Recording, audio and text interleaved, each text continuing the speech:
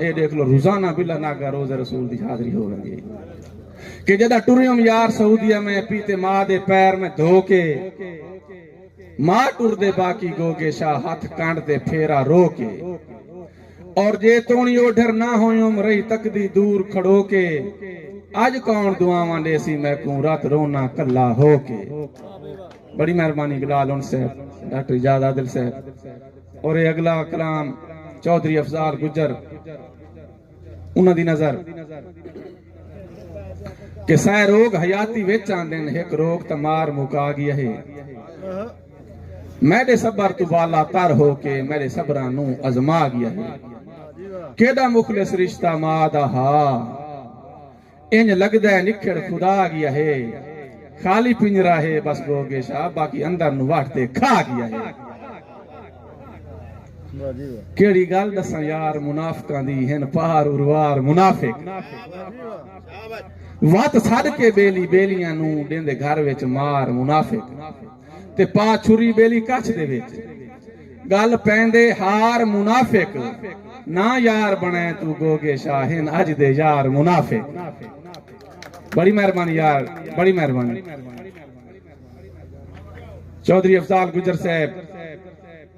कि मैं को डर नहीं लगदा दुश्मन तू बस यार मकार तू डर लगदा है जेड़ा रैयत दा खून निचोड़ वने इहो जै सरदार तू डर लगदा है और जेड़ा खा के कर मुर्दार वने मैं को उस मुर्दार तू डर लगदा है बंदा इंज दंगया है गोगे शाह हुन मैं को प्यार तू डर लगदा है।